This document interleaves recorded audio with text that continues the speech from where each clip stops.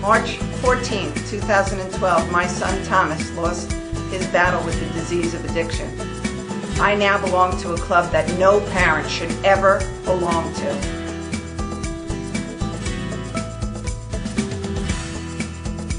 Do you know the signs? Do you know the trends that children are doing in today's world?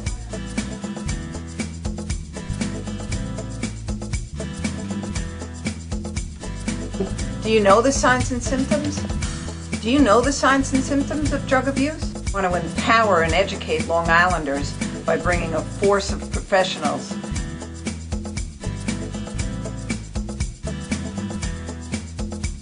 and how to prevent the disease of addiction. Long Island in Crisis. Good evening and welcome to Long Island in Crisis. In the next few weeks, actually, I believe we're going to change the show to America in Crisis, because I know on Long Island, every day a family here wakes up without a loved one due to the disease of addiction. I lost my son on March 14, 2012, and no family should ever wake up to that horrible, indescribable, unbelievable death of losing a child. Parents belong to a club that no parent should ever belong to. This week, I am so excited and so happy to have Kim Laube from Hugs here. And she does prevention, risk management. You rock it. But what I really want to say too tonight is, this morning I woke up to the news that Donald Trump was fired by NBC. But we're not talking about the disease of addiction on the national news. We're not talking about a national epidemic that is claiming a generation of our young people and other loved ones. You know, no one is excluded from the disease of addiction. So, but to lose this young generation is unacceptable. And Kim does great work on helping young people start to navigate how to cope with life, how to cope with everything that's going on in their world. And their worlds are pretty crazy, right, Kim? Yeah, just a little bit. So I'm going to apologize right away because I'm so excited to have you here. And I'm so excited to be here. and that's the awesome thing about this journey. I've been in this field for a very long time, and the opportunity to meet and work with some of the most incredible people ever. And you, this last year, working with you, getting to know you, and the synergy that we have, and the idea that we can make a difference together, that when you put good people out and we're doing good work, we can get good outcomes. And yes, you and I are proof that we can take this tragedy and take the challenges that we're facing, and we can make a difference and make all of this matter, and hopefully begin to plant enough seeds that 10 years from now we're having a different conversation. 5 years from now, a different conversation. If we don't start to change the younger generation today, 5 years from now we're going to, I don't want to wake up to that day 5 years from now. In Newsday today, Dr. Jeff Reynolds was talking about the meth that's going to, now also become so popular. Isn't that a great story? So we have to change the tide. We have to change the tide. And so, we can't legislate it. We can't, unfortunately, police our way out of it. But what you do with young people, young adults, just absolutely amazes me. Yeah. Real fortunate. I'm one of those people who I absolutely love what I do. And one of the reasons I love what I do is because I started with this program when I was 16 years old. And I love telling the story as tribute to the woman who actually talked me into going. My mom, when I was 16, I had to do community service. And not the kind of community service kids do today that looks good on their college application, the kind of community service that came with those 4 lines. Yes, Your Honor. No, Your Honor. I'm sorry, Your Honor. And I'll never do that again, Your Honor. And His Honor made sure that I had to do hundreds of hours of community service. And that was really because my mom at the time placed a PINS petition on me. She didn't know, she couldn't get me to listen to her, and so she got law enforcement and the judge involved. And so by doing this community service, I was doing it in the school, and a woman, just a community member, handed me 100 posters for this program called Hugs, and asked me to go around the school and hang them up. And one by one, I hung them up, and I actually began to read them. Now, I probably, as I tell the story, was probably rocking a Metallica t-shirt. I probably had jeans that had holes in them because that's what we could afford, not because it was trendy. And you know, I probably wanted to kind of pretend that I was bad and keep you afraid of me long before you ever realized how afraid of you I absolutely was. And so by the time I'm reading these posters and I'm like, you know what, I think I want to go to this program. I want to check it out. It talked about meeting new people, talked about talking about ideas that were important to teens, talked about learning how to make a difference, talked about being a leader, and I didn't really understand that because I certainly was not the one the teachers were picking, and I certainly was not the one you wanted your kids hanging out with, and so, but I didn't realize I actually had leadership potential. I was just leading it The wrong way. the wrong way. And so by the time I may be familiar with that at some point in my life. You might be. It's why we like each other. So by the time I got to the last poster, I'm like, you know what? I think I'm going to check this thing out. And then I got back in front of that same woman, and she did that mistake that adults make. She suggested I go. And once an adult thought it was a cool idea, I thought it had to be the worst idea ever. But here's what she said. She said, you're going to make a difference, Kim. And I don't know that I had ever heard an adult tell me that I was going to make a difference. And so there I go. I stood in front of her and I said, you know, I don't know how I'm going to get to Shelter Island. She said, I'm going to drive you.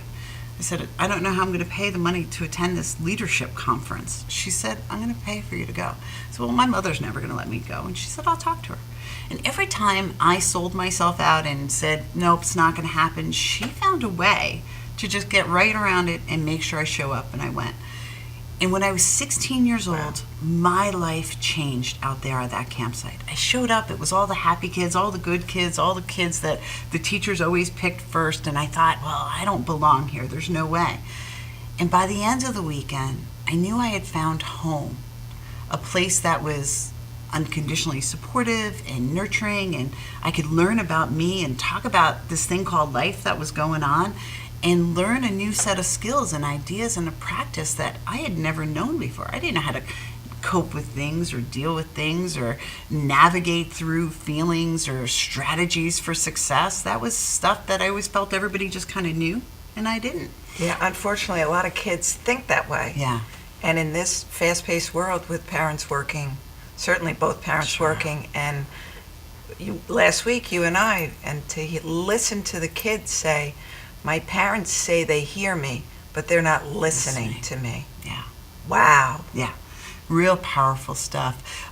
What you're referencing is you were on one of our seminars last week, and we had, close to 100 teenagers from all different communities on Long Island and from all different walks of life. And I think that that's really the power of our program is when we do these leadership camps, there are kids who are athletic, there are kids who are academic, there are kids who are theatrical, there are kids, it's a total representation of every walk of life is represented out on that campsite. And one of the things that's so important to me is if you train one kind of leader, you just train one kind of leader. And let's face it, if one of those happy, perky leader type kids got in front of me when I was young, I probably would have told them to take a hike, right? But I needed to talk to people who were real and approachable, who got me and understood me. And so that really is where the power of this is. So if we can put kids from all different walks of life together on a weekend who don't know each other, let it be youth-led, youth-inspired, with no cell phones, I might add. Oh my gosh, that was amazing. Right? We have so many ways of connecting, and yet we're raising such a group of disconnected people. And so it's so important to us to take those cell phones away from teens, and they willingly give them up. And they spoke to one another. They played frisbee, basketball. They walked on the beach. Mm-hmm. They sang beautiful songs. Yeah. Who had a guitar. It was absolutely delightful to watch that because they've lost the art. They don't know how to be social. Yeah. And they're just, it's an opportunity to just be who they are, be valued for what they believe in, and just find different ways to say, hey, how are we all navigating this thing? Because you've spoken with me so many times. I ask kids all the time, how many of you had an adult that said, you got to feel good about yourself, have good self-esteem? And they'll all raise their hand because we've done our job as adults. But then I ask the killer question, and I say, how many of you have ever had an adult show you. And no hands go up, or maybe some. Yeah. And so we expect these kids to have self-esteem, and we expect them to understand how to navigate the world, and we're not doing enough to teach them those vital skills that they need. And so prevention programs like mine and many others that are out there are so essential right now, because as they're up against these decisions, when to begin drinking, is drinking okay, is it safe, and but my friends are my friends who I love, they're not bad kids, they're making this choice. And when you begin to really understand the science behind addiction, we know that those behaviors early on are not innocent, and they're actually leaving a footprint, a neurological footprint in the brain that is just kicking off this disease. So it really becomes so paramount to me to get the message of prevention, that and awareness, and to begin to teach skills so that, on the front side of things. I sit around with people in recovery all the time. I happen to be a person in recovery, and I feel blessed to have that network in my life. And oftentimes you'll hear people who have an addiction talk about that hole, that void that they couldn't fill with anything else. Call me Pollyanna, but I hope that we can begin to do better and teach kids how to fill that void with good, healthy life skills, with connecting with other kids, with love, with support, in so many different ways that maybe, just maybe, they can begin to make some healthier choices in their life and begin to change the way this is going. Well, they're cyberbullied. They have so many other things. Yeah. I'm sure I speak for you. If someone was picking on you in school, you knew who they were, you knew where they were, and if you needed to find them, you would, and confront them. Absolutely. A lot of times these kids can be bullied behind the guise of Sure. and how do you cope with that? Yeah. You feel like you don't fit in, and then people are actually telling you, you're fat, you're ugly, you're this, you're that, why don't you kill yourself? Sure. And your family's weird, or this is going on. There's so many ways that they get attacked. Yeah. So what's going to make me feel better? Sure. They're looking for that escape. Yeah. Young people are no different than us. They want to be connected. They want to feel part of, so we do that as adults. We sit in our own comfort zones with the people we know. Young people are no different. And so the story the description that you just gave is so close to home. And I've watched young people that I know, that I love, admire, who are my heroes. I've watched them be picked on and bullied, and one of them was even told to go take his life, that nobody liked him on social media. And I just often think about, gosh, can we do better?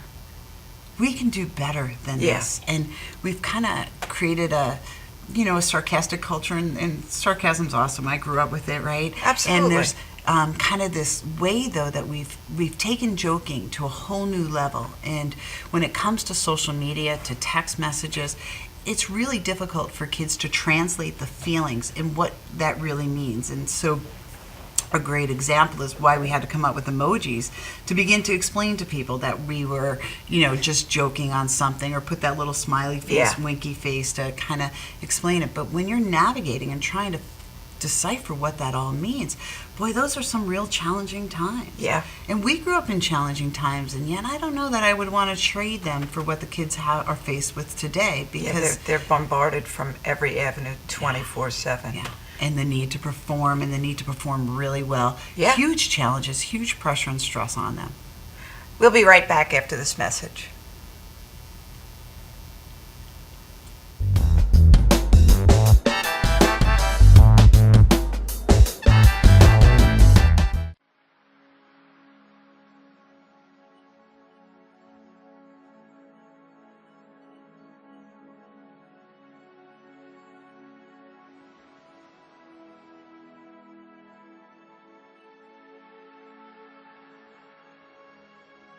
Hi, I'm Tatiana, and I'm a person in long-term recovery from heroin addiction.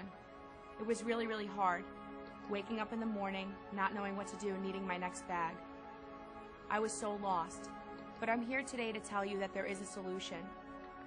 When I was in my active addiction, I didn't realize that there was another way of life. I thought that that was the only way. because it felt so good to get high, but it was all an illusion and I didn't realize that. But today, being 4 years clean and sober, my life is absolutely amazing. I'm able to travel, I don't need a drink, I don't need a drug. I'm just happy being with myself. I couldn't understand for many years why was I doing this? It's because I was an addict, but I didn't know it. Today, many kids are becoming addicted to drugs and alcohol, but they don't know exactly what they're getting into until they're out of it. And it's our job, it's my job, to stand for these kids, stand for their recovery, and fight for their addiction. So I'm the president of Onward Forever, and I provide recovery services and support. And we're here to help. We're here to just listen. Anything that we can do to help. If you need me, this is how you get a hold of me. Please call 347-244-1550. 347-244-1550. I developed this company to help you, our families, and our community to fight this crisis on Long Island and in our nation. Thank you.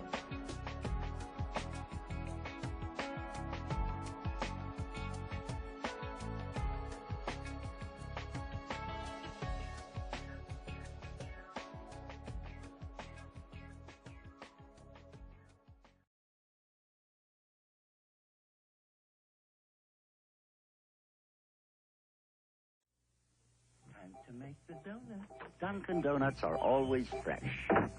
I made the donuts. We make them at least twice every day. Time to make the donuts. Not a few kinds, like supermarket. Made the donuts. Time to make the donuts. But up to 52 varieties. The donuts. Time to make the donuts. I made the donuts. Dunkin' Donuts, up to 52 varieties, fresh day and night. No supermarket can say.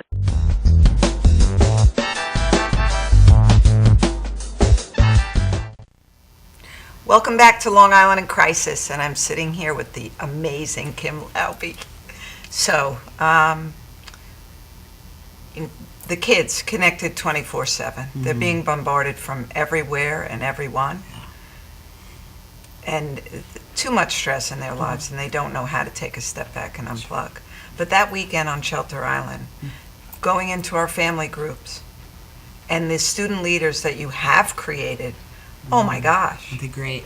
Seniors in high school leading a group and dealing with some very incredible, situations that you wanted these kids to work on. It was tough for me, and I was doing it also. Yeah. And, to see them step up and be able to handle it, the challenge course, to watch in a group of 10 kids, the leaders step up, the organizers step up, everybody working together and being very clear on as to what their job was and where they were comfortable being. Yeah. And I think that's important to know, but you could see where the new leader would step up and take charge. Yeah. All of those programs, the Shelter Island experience is really driven by youth. It's designed by our student leaders. Our student leaders work year long, and they work very hard at creating each seminar to be very unique and very different, and to have a set of outcomes that they want to get to. So although some of the subject matter may change from, we go out there 4 times a year, each seminar will be a little bit different, we'll have different subject matter, but everything is designed really for you, for an individual to take a look at themselves and say, hey, what are my strengths? And for some of the kids, for the first time in their life, they begin to recognize, oh, I have strengths. Yeah. They're there, And it's amazing to watch them come into that, the knowledge that they do, and you see the light bulb go off. Yeah. It's so powerful when you think about each one of these kids show up, right? A friend probably suggested, hey, why don't you come check out this weekend? I did this program, it was awesome.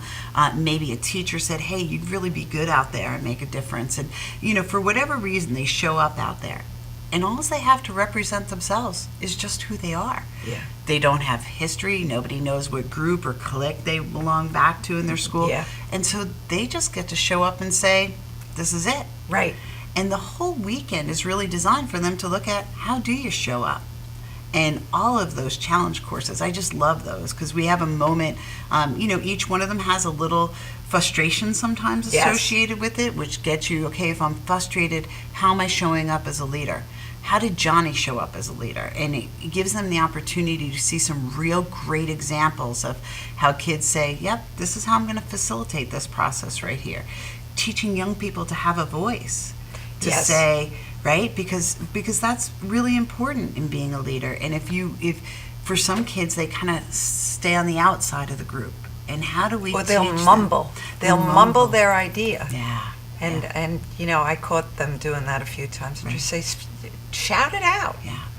That's going to work. It's such a powerful experience because for some kids, they're finding their voice for the first time. Mm-hmm. For other kids, they're learning to listen to other people's voices, right? They know how to stand up and take control of a crowd. Yes. But maybe their work is about learning how to be alongside of their peers and working with them instead of right up in the front, always running the show, So it's Yes. a real, every opportunity there is an opportunity for them to take a look at who they are, to take a look at their peers, to take a look at strategies that are working, and to be open to learning new strategies. And oftentimes, kids will come back and they'll share their, you know what, Kim, I used the same experiences I had on Shelter Island. I used them with my friends. I learned to listen to my friends better.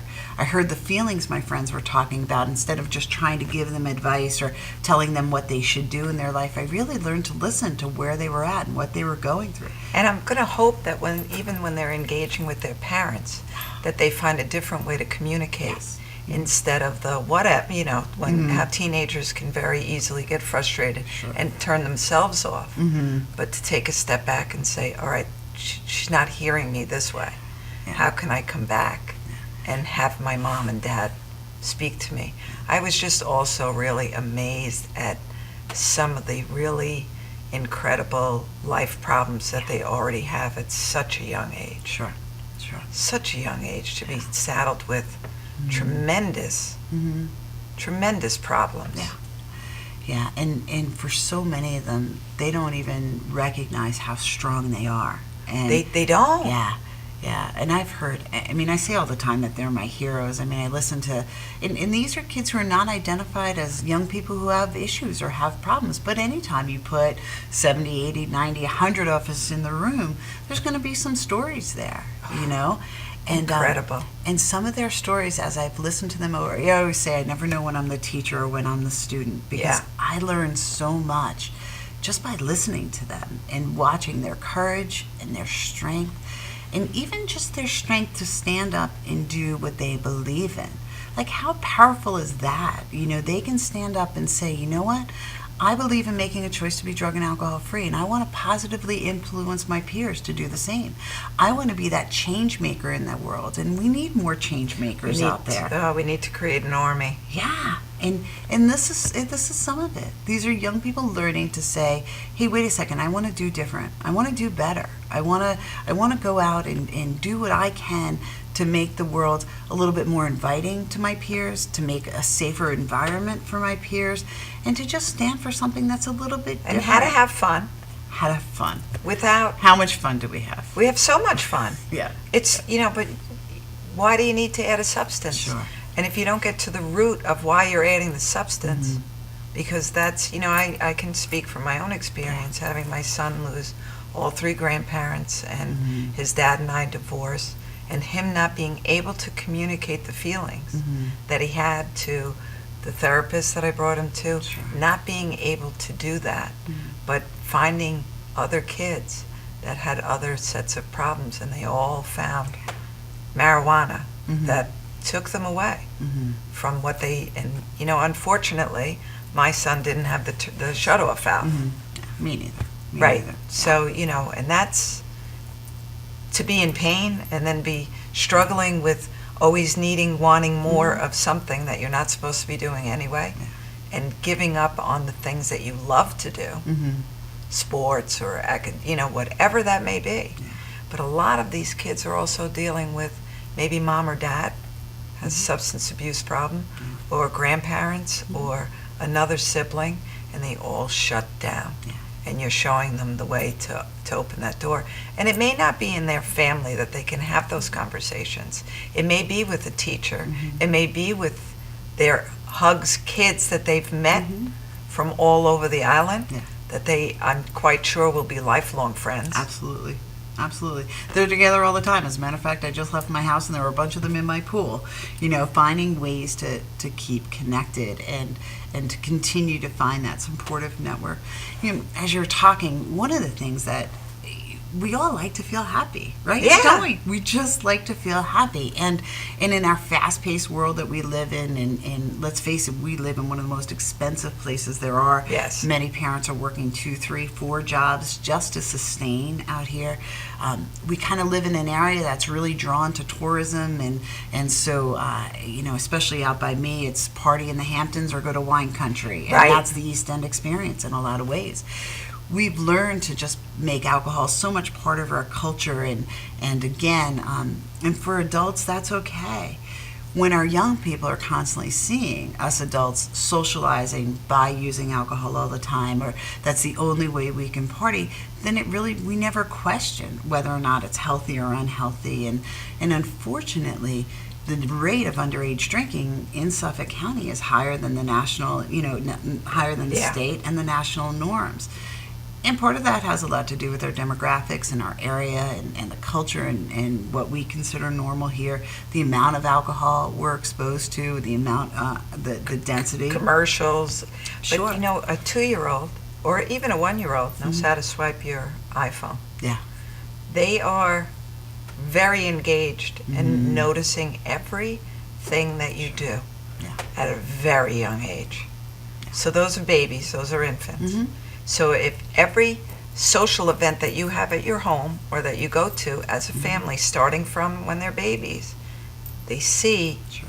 alcohol in the mix, cigarettes in the mix, they identify, well, when I get big, because that's how their mind's going to work, when I get big, I'm going to do that too. I want to be just like my mom and dad. Yeah. And that's, I challenge parents. Believe me, I'm not the alcohol police, but on certain occasions, I think you need to take a step back and be the example. Yeah. You don't know who's watching you, always. Yeah, and you and I, because we've done so many parenting pre-prom workshops together, you know that I'm a big proponent of parents having a party one time a year without alcohol. So we tell kids all the time, have fun without the use of, you can have fun without using alcohol, but we forget to show them. Yes. So it becomes really important. Have a blast, have your friends over, have a good time. If you do have alcohol at your party, make sure you have separate coolers, because the bottles begin to look very similar to each other, and it's real easy. Alcohol, policy in your house growing up becomes a really important part of what a young person thinks, feels, and believes. And again, the number one influence on a young person's life still is their parents. And we tend to think, well, they're just going to do what their friends want, but the values that parents instill in their kids stay with them for a very long time. And so parents absolutely can help us in this, help us in Absolutely. this journey. Well, if you as a parent have the football party or the soccer party or whatever team party that is, and you say, it's okay, they're at my house, Sure. I'm going to allow them to drink. Yeah. And here's The legal age is still 21. is still 21, and the science behind it now is very different. We have great information about science, and that valve that you always Yeah. talk about. Here's, what most of us don't realize, that almost well over 90% of anybody who has an addiction began drinking in their teen years. Nobody starts with heroin. No. Nobody's going to start with meth. Over 90% began drinking in their teen years. And of those, most of them were between the ages of 14 and 16, and it was innocently enough at a house party. That's what I kind of think, that if we can begin to maybe shift that behavior, if we can get young people to just wait a little bit more, get parents to parent a little bit more, to kind of join forces with us and say, Yes. hey, wait a second, we can do better. Because I often challenge parents. Parents tell me all the time, well, Kim, we did it. We were fine. Look at us. Yep. Well, not everybody was fine, right? Yeah. And if you really begin to think about some of your friends, some of them died along the way, some of them wound up still in some kind of trouble, and some of them still haven't gotten their act together. Right. And they're still struggling with it. So we didn't come out unscathed. But the game is much different today. Yeah. It is a whole different ballgame today. The amount of alcohol, the volume, percentage of, the availability is so much different than what we looked at as kids. Disposable income for young people is so much different. Oh, yeah. And, you know, for us, we didn't ever want adults to see us. If we were drinking, we would never let adults see us drunk. Today, parents are choosing to drink with the kids. Yeah, and they choosing say to it's be- okay. and to be part of it. Yeah. And that's some of our problems that we're, you know. And it's unacceptable too for, I think, especially on the high school level, Mhm. coaches should be able to random Yeah. test. And you know what? That was your choice to make your decision the night before, but you don't start today. Yeah. Yeah. So, It's- you know, if we can start to shift that, who's going to change the football party? Yeah. It won't come from the parents. Mhm. It will come from the kids. Yeah. Yeah. And that's the difference. We'll be right back after this message.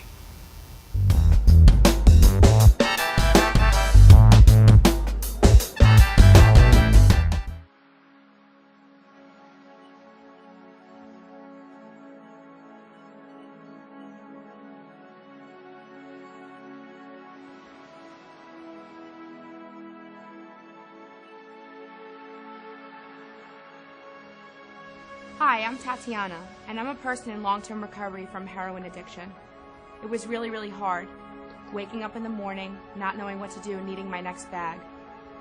I was so lost, but I'm here today to tell you that there is a solution. When I was in my active addiction, I didn't realize that there was another way of life. I thought that that was the only way, because it felt so good to get high, but it was all an illusion, and I didn't realize that. But today, being 4 years clean and sober, my life is absolutely amazing. I'm able to travel, I don't need a drink, I don't need a drug. I'm just happy being with myself. I couldn't understand for many years why was I doing this? It's because I was an addict, but I didn't know it. Today, many kids are becoming addicted to drugs and alcohol, but they don't know exactly what they're getting into until they're out of it. And it's our job, it's my job, to stand for these kids, stand for their recovery, and fight for their addiction. So I'm the president of Onward Forever, and I provide recovery services and support. And we're here to help. We're here to just listen. Anything that we can do to help.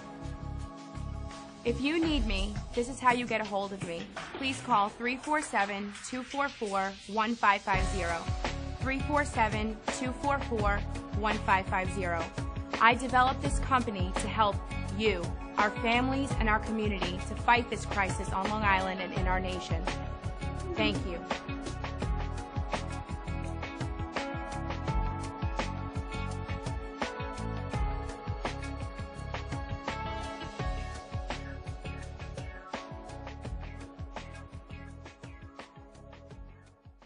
For professional motorcycle transport and towing, think Kickstart Fabrications Motorcycle Towing. Proudly serving all of Long Island, we feature expert handling and 24/7 service. So send a limo for your toy with Kickstart Fabrications Motorcycle Towing.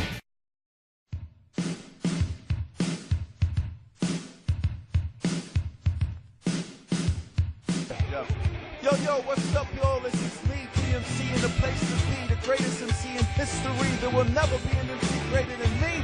And right about now, the only place for you to be is with your one and only Madhousetv. You are the man.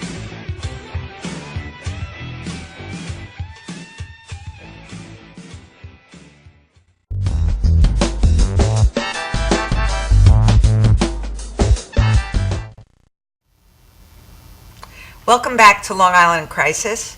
So, Kim, what I want to talk about now is the unrealistic people that parents think are introducing their lovely little angels to drugs and alcohol. Right. Because everyone thinks that it's someone, as you say, in a hoodie, going to pull them behind a building and force them to try something.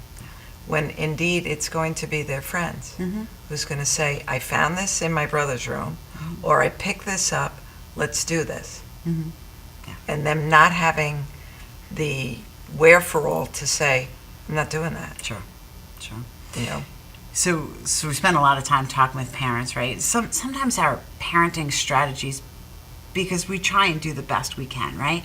So sometimes our strategies to teach kids about drugs and alcohol have been to instill fear in them, right? We drive them around, we point to kids hanging out on the street, and we're like, oh, don't wind up like them. Look at them hanging out on the street. They're bad. And the truth is, again, nobody ever wants to become a drug addict or alcoholic when they grow older. No. Nobody ever wants that. And when we begin to kind of put all this fear around it, and then what happens is kids show up at a party and they see their friend Sarah, who they play softball with, and she's not a bad person. And Bob, who they're on the football team with, he's really cool and he's their friend. And it's not some big, scary dude. And it's nobody's going to threaten them. Nobody's going to put a gun to their head and threaten them if they drink. If they don't drink, they're in trouble. It doesn't happen like that. It's simply going to be, they're going to be at a party with the people they've grown up with, that they love and they care. And they really like, 8th grade in Suffolk County, we do really well. We're actually under the national average when it comes to the amount of our young people who choose to drink. And let's kind of say that number is somewhere around 22, 23%, right? Okay. That's not an alarming number. We don't like that number. But what happens by the time that they're in 10th grade, that number jumps to 66%. Let's talk about how important 9th grade is. Yeah. When those kids are jockeying for position, they're trying to find their place, they're just coming out of this social minefield of middle school, which is one of the most challenging, awkward, It is. developmental times to go And they through. finally get to be the big person in the building. Yeah.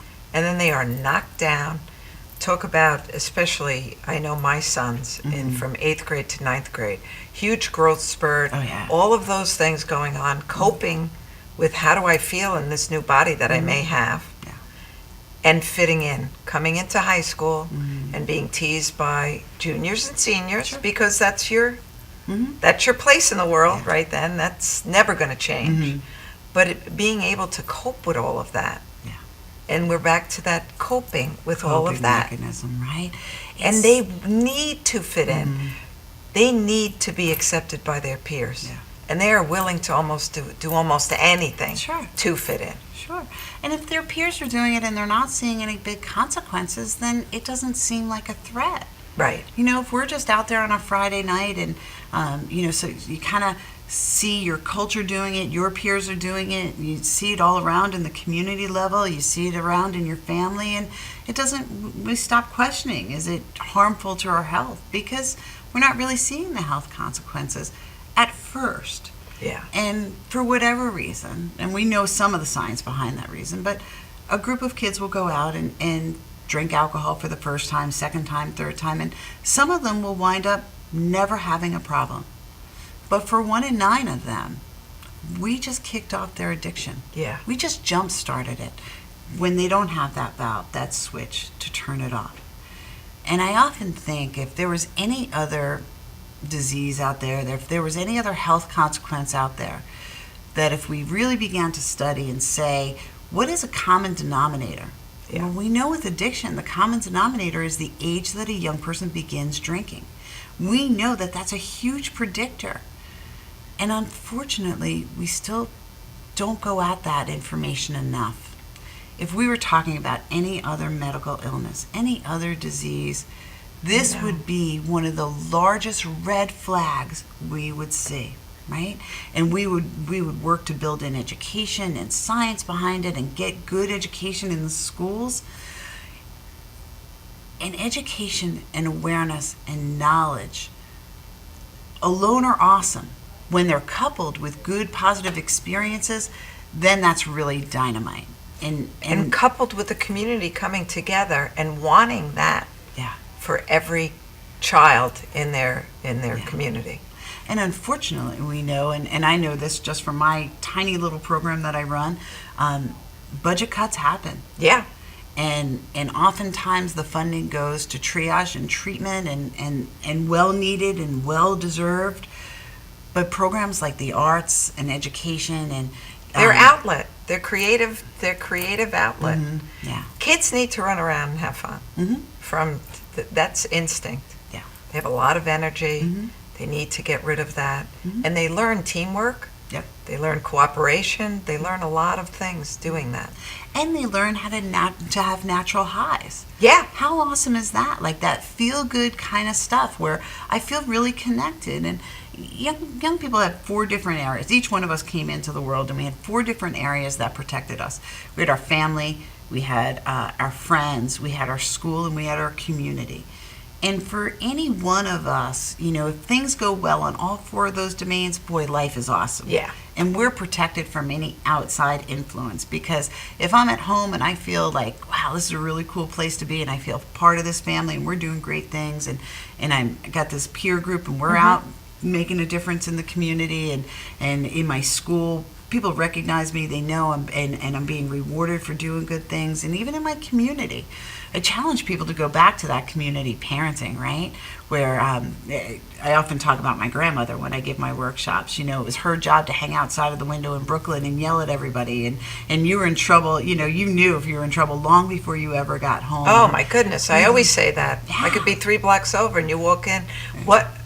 Really? Yeah. Because Right. your neighbors called up. Absolutely. Or they stopped you and said, what are you doing over here? Does your mom know you're here? And we need to go back to looking out for one another. We stopped that for a while and we began to parent in just a silo and just take care of our kid and just worry about the him. world is spinning and moving so fast, and who has time for everybody else that's there? And it's very easy to criticize other families because then you don't have to look inside your own. Right. So it's it becomes that becomes a protective for the parents. Absolutely. And we need to go back. These are all of our kids. All of They're our kids. all of Absolutely. our kids. And we have a collective responsibility. And I can't be all places for my kids at all, although I try. And Yes, you do. I do a good job. I can't be at all places, and I have to trust that if my kid starts to do something out of line, that there's going to be an adult there that's going to say, "Hey, kid, knock it off. Do better, be better." Right? Right. And I challenge adults and for all of us to kind of say, you know what? This is ours to take back. Yeah. Really, this is where we can make a difference. Unfortunately, within the school district too, when little Johnny or Mary comes home and says, "Look at the grade that I got," that the parent goes up and fights, "Why didn't you give them a better grade? Why didn't you work harder on this paper? What could you have done differently?" Sure. You need to learn how to cope with your expectations of what you think you should have gotten. And, if you don't get along with a teacher, well, that's just part of life. That's just part of life. Because there's going to be people in your life There's going to be a lot of you're people not going to get along with. Exactly. But you need to, that's how you develop those coping skills. Yeah. It's really, it's a hard thing because, look, as a mom, did I ever want to see my kids Oh, feel of course pain not. or disappointment? No, and oftentimes as parents, we've kind of gone to this, they call it helicopter parenting, Yes. right? We go in, we save our kid out of the scenario. And again, there was a time when if you were in the principal's office as a kid, you were scared. Oh, yeah. Now They're it's not the scared. principal that's scared. Yes. And they don't want to deal with the parents. And there are good things, when you advocate for your kid, that's a really important thing. My concern is when we don't teach young people how to walk through adversity, when we don't teach them how to navigate a disappointment or a broken heart or something not going their way, we're not setting them up to deal with the world. And for some kids, the world is always going to be awesome to them, right? And for some, they've got some growing to do and some life lessons to get along the way. And I worry sometimes because I don't know that we're teaching kids how to deal with some of those life lessons and how to cope with some of that stuff. All of my greatest challenges brought about my greatest strengths. Every one of them Absolutely. did, right? And I am who I am today because of learning how to navigate through a lot of that. If we continue to protect kids from feeling any adversity, we're not necessarily preparing them to be out in the They're world. absolutely not prepared. Yeah. For myself, and I know that weekend, what I always say to people is, in the worst day of my life, I found my reason to get back up and to go out and make a difference in the world. And that, it helps me, but, it makes me crazy that the world is not changing to see the tragedies that are going on every single day. And we should all be outraged that this is going on. But in your adversity, you will find your voice. You will find your way to get up and plow through it. So my youngest son, Andrew, found his brother. He had been a wrestler always. So losing a match was nothing compared to what he walked in on. Sure. But it's when he lost a match is when he found out you can't always win, because then what do you aspire to? How do you learn from always being a winner? You learn by making mistakes, always. Yeah. Never do that again. Yeah. That's how you start to... Opportunities to grow. Absolutely. Yeah. And I always told my kids when they were little, if you've been wronged, and I know you've been wrong, I'll be your greatest advocate. If you've done something wrong, I will hold your hand while you accept the consequences of your behavior. And we need to let them accept the consequences for their behavior. So important in development, and so important as they walk through the world. And here's what I love about the conversation is we get to do it alongside of them. And we get to help them learn it through the process. Now, for some kids, they don't have that opportunity to have that experience at home, or to have that adult be their champion. And that's when it becomes really important that the community becomes their champion. And, I was certainly somebody who was really raised by my village in a variety of ways. And we see more and more of that happening now, too. How many grandparents are living, how many houses have 3 generations in it. And talk about a divide in parenting styles from the 60s and 70s to parenting styles now, right? And how do you find what really works best? And I think it's a mixture of all of those things. Absolutely. Kids used to be seen and never heard from. Yeah. That doesn't work. Yeah, correct. But I know my dad, so I'm the youngest of 5, and my father used to say, spit on your problem. Or actually what he would say is, you have 5 minutes for a pity party. Then get up, spit on your problem, and keep going. Awesome. Because you have to be able to cope with life. Yeah. Unfortunately, when I was 4 years old, I opened the front door and spit on the stoop. And he said to my mother, she's going to be a problem. And we'll be right back after this message.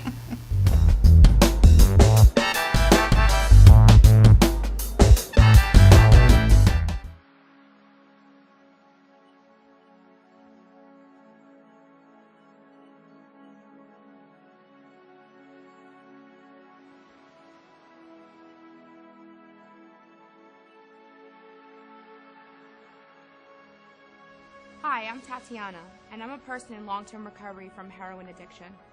It was really, really hard, waking up in the morning, not knowing what to do, needing my next bag.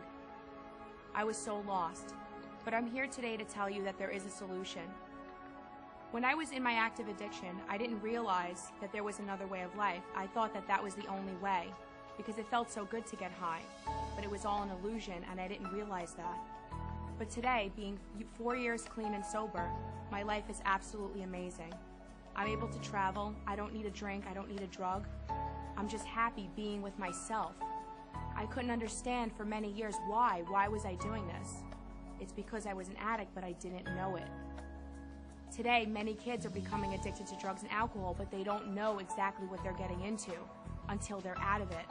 And it's our job, it's my job, to stand for these kids, stand for their recovery, and fight for their addiction. So I'm the president of Onward Forever, and I provide recovery services and support. And we're here to help. We're here to just listen. Anything that we can do to help. If you need me, this is how you get a hold of me. Please call 347-244-1550. 347-244-1550. I developed this company to help you, our families, and our community to fight this crisis on Long Island and in our nation. Thank you.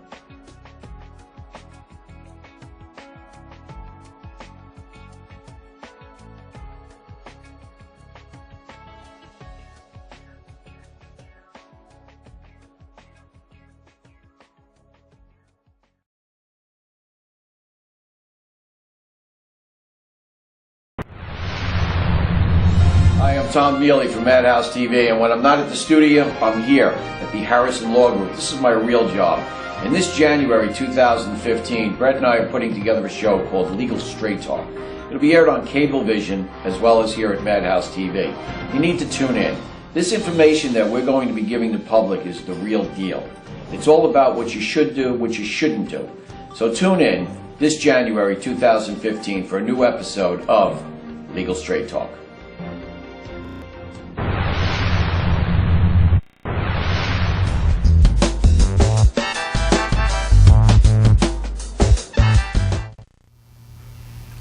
Welcome back to Long Island in Crisis.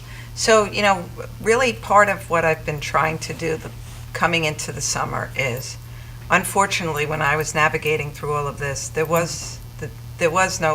still isn't a roadmap, but the stigma is being taken away and a lot more people are speaking out. So, for our middle school parents this summer, what should we be looking for and what should we be trying to do? So, middle school, high school, once you hit they call Memorial Day to Labor Day the deadliest days. Yeah, especially for DWI. Yeah. And we just finished up prom and graduation season, and we know that is your child has a higher chance of getting in an accident between that time than any other time of year. So it really becomes, as parents, we can't keep them in bubbles, right? Right. We can't be awesome if we could, but that's not realistic, and really that won't serve them later on in life anyway.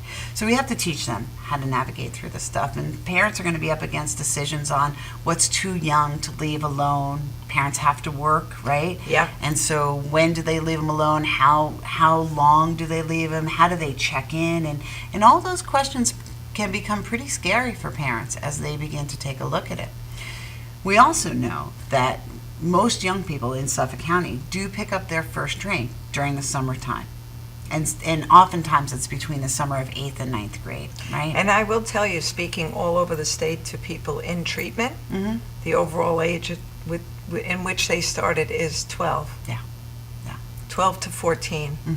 And it just breaks my heart that almost always is that's the science and the math behind this thing, right? So if we can begin to, one of the things that I love encouraging parents to do is you have to keep having this conversation on and on again. Yeah. It's not just a one and done conversation. And I often reference sunscreen. Every time our kid goes to the beach, we're like, make sure you put sunscreen on, make sure you put sunblock on, because it's a health strategy, because it's a prevention strategy. This is the same kind of conversation to continue absolutely. to have. Great analogy. I encourage parents to lock up their liquor cabinets. One of the reasons why, again, when we go back to, it's not the big scary dude that's going to come out of the dark alley, right? Absolutely. Chances are the first place a kid's going to pick up is in your own home or in your neighbor's home, and chances are with somebody they know. And so it's really important to lock up your liquor cabinets, the same as you locked up the poisons when they were little. Absolutely. You didn't let them crawl around it, right? And again, because of our culture and because how we, how we love to host parties and events, many of us have a second refrigerator. And that second refrigerator is loaded with, beer and wine. And so those things become really important, especially in those formative 8th, 9th, 10th grade years, and even going back to 6th grade. Those times become really challenging. So locking up, not allowing for access of it. One of my great friends in this locking field, your medicines up. Locking your medicines up.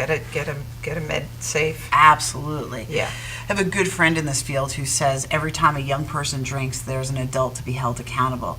And when I first heard that, I was like, well, how could that be? And she said, here's how simple it is. An adult either sold it to him, bought it for him, or left it so that they could gain access to it. Yeah. And so anytime a young person picks up a drink, there's an adult that we needed to do a little bit better, and we need to do a better job. So for parents, as they begin to become focused on and look at strategies of what can I do, what do I need to look for, number one deterrent to a young person drinking, case study all the time, talks about their parent waiting up for them at night and hugging and kissing them before they go to bed. Number one deterrent. Bring kids up with an understanding of what is your policy. What is our health policy as a family when it comes to alcohol and drugs? And it's really hard for parents. You know, it's really easy for a parent of a 6th grader to say, you know what, I'm never going to let my kid drink. I know that's just crazy when people let that do it. But when your 9th and 10th graders in front of you, and they're like, but we're going to Sarah's house, and you love Sarah, and you love her family. Teaching parents to get out of their comfort zone and talk to other parents, finding out what their policy is. Is Sarah's mom and dad going to be home? Yeah. Yeah, and if Call they them. are home, what is their policy? Right. You know, because sometimes Sarah's parents say it's okay for Sarah and her friends to drink. And some They're parents, at my home. Don't worry about Sure. it. I'm keeping an eye on them. Yeah. And so when we look at brain development, there really is no safe drinking Yeah. for a young person. Really, if we can wait and get somebody to wait until they're over 21 years old. Matter of fact, the brain is not fully developing, and I know you've covered this in Till this show. 25. Average age of 25. Yeah. So that means for some it's going to happen early, for some it's going to happen later, but it's not fully hardwired till an average age of 25. When we introduce a substance into that developing brain, we just left a neurological footprint. And what happens is the next time they see that drug or that drink, it sets off like a jackpot on a slot machine, and it goes ding, ding, ding. We love that, and let's chase it. And so it's really, if we can get parents to develop strategies to protect their young people, to not give permission to it, if we can begin to cultivate a group of teens and a group of young emerging leaders and teenagers that say, you know what, we're going to find some alternatives. And Their brain will also light up when they exercise, when they, go hiking, go to Splish Splash and go down that those cliff natural diver. highs, absolutely. That's a natural high. That They're cliff gonna- diver got me. That'll get you. It got me. But when you encourage your kids to start to do those kind of activities, we live on Long Island. We have the Pine Barrens. We have great hiking here. We have the beaches. If they're boogie boarding or body surfing, that We have is some a natural great high. natural resources and great opportunities. So let's work on getting schools to bring back curriculums K through 12. Let's make sure that those are mandated. Let's support school policy in beginning to say, hey, this is what will happen. And let's begin to get sports involved and coaches involved a little bit more, because here's the information that most people don't know. One night of drinking negates 14 days peak performance training time for any athlete. One night of drinking negates 2 weeks of peak performance training time. What that does to the body is sets that body up in a couple of different ways. An athlete is more prone, twice as likely to get injured the next day after a night of drinking. So it really becomes, again, this health conversation to have on physical, emotional, mental health, all across the board. So good, solid programming in school, K through 12, beginning to change those community norms. I live in a community that's 2.9 square miles. We have 44 liquor licenses in 2.9 square miles in 3 liquor stores. That's a lot of alcohol for a small square footage amount of Kings Park also doesn't have a great Now, same kind of thing. absolutely. Hold that thought. Awesome. We'll be right back. That was good.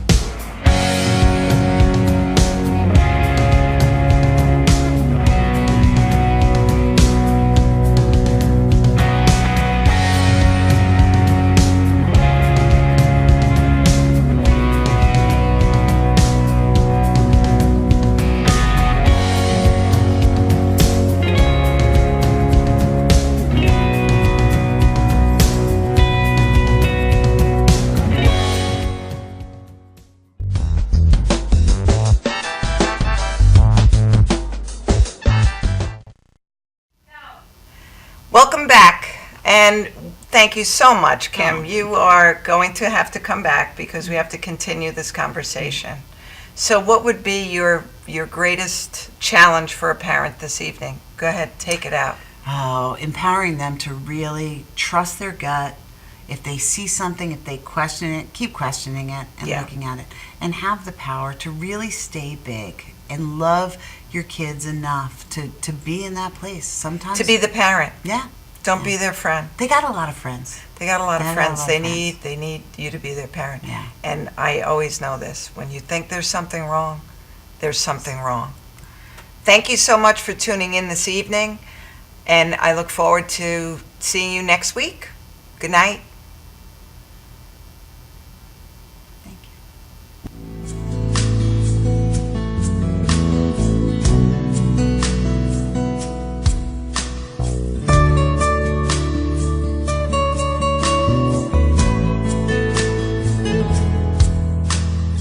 Another dark hotel room, musty pier